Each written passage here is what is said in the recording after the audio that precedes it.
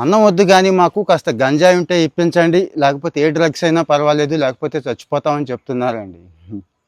ఈ మధ్య చాలా ఫేమస్ క్రైమ్ స్టోరీ మేరట్లో జరిగింది కదా, మస్కాన్ అండ్ సాహిల్.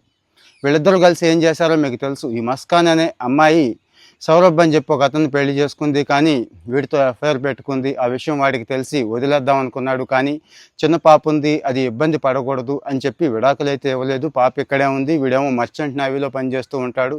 పాప బర్త్డే కదని చెప్పి వచ్చాడు. వస్తే చాలా ప్రేమగా వాడిని నమ్మించింది, అన్నంలో మత్తుమంది ఫుల్గా వేసేసింది. ఇక అంతే, వాడిని చంపేశారు. వీళ్ళిద్దరూ కలిసి చంపేసి రాత్రంతా కూడా ఆ శవాన్ని ఏదైతే బెడ్ కింద పడుకుందో, బెడ్ బాక్స్ ఉంటుంది కదండి, ఆ బెడ్ బాక్స్లో పెట్టి దాచి తెల్లారేసరికి మళ్ళీ ఇద్దరు కలిసి ఓ 15 ముక్కలుగా చేసి ఒక డ్రమ్ము, సిమెంటు ఇవన్నీ తీసుకొచ్చి అందులో వేసేసి కాంక్రీట్ వేసి కనపడకుండా చేసేద్దాం అనే ప్లాన్ చేశారు. చూడండి ఎంత భయంకరమైన బీభత్సమైన స్టోరీయో చూడండి. అసలు మామూలు మనుషులు ఇలాంటి పనులు చేస్తారా, చేయగలరా, అంత ధైర్యం ఎలా వస్తుంది అని మనకి చాలా డౌట్స్ వస్తూ ఉంటాయి. ఇప్పుడు అర్థమైపోవాలండి మనందరికీ కూడా, ఈ మత్తు ఇచ్చిన ఎఫెక్టు మనిషిని ఏ పని చేయడానికైనా కానీ పురుగొల్పుతుంది, ఎలాంటి దుస్సాహసానికైనా కానీ ఒడిగొల్పేలాగా చేస్తోంది. సో ఈ మధ్య మరి మనకి తెలుసు, మన రాష్ట్రంలో కూడా అడపాదడపా ఏం కాదండి, చాలా చోట్ల ఈ మత్తు అంటే గంజాయి దగ్గర నుంచి వేరే రకాలైన మత్తు పదార్థాలకు బానిసలు అయిపోతున్నారు.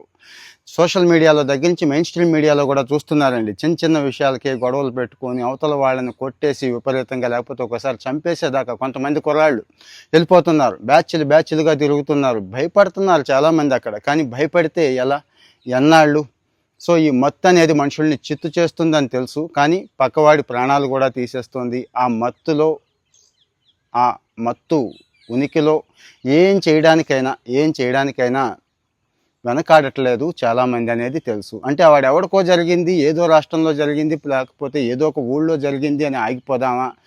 మనకి ఏ మాత్రం చిన్న సమాచారం అందినా కానీ, ఈ మధ్య చూస్తున్నారు కేరళ క్రైమ్ స్టోరీస్ కూడా, పక్కింటి దాకా పక్క వీధి దాకా వచ్చింది, రేపు మనకి మన బిడ్డలకి రాదు అనుకోవడానికి లేదు. సో ఇమ్మీడియట్గా ప్రభుత్వానికి సమాచారం అందిస్తే ఈ మధ్య చాలా యాక్షన్స్ తీసుకుంటున్నారండి. ప్రత్యేకంగా ఈగెల్ అని చెప్పి ఆకే రవికృష్ణ గారి ఆధ్వర్యంలో, మంచి ఆఫీసర్ ఆయన కూడా, ఒక టాస్క్ ఫోర్సే ఏర్పాటు చేశారు. గట్టిగా వెతుకుతున్నారు వాళ్ళు, ఇక్కడ ఈవెన్ మెడికల్ షాపులు కూడా వదిలిపెట్టట్లేదు, గట్టిగా వెతుకుతున్నారు. పెనాల్టీలు గట్టిగా ఉంటున్నాయి, శిక్ష కూడా గట్టిగా ఉంటుంది, వాళ్ళ ఆస్తులన్నీ జప్తు చేస్తున్నారు. సో మరి ఈ మత్తు అంటే ఏదో కాస్త మందు తాగుతున్నాడు అది వేరు.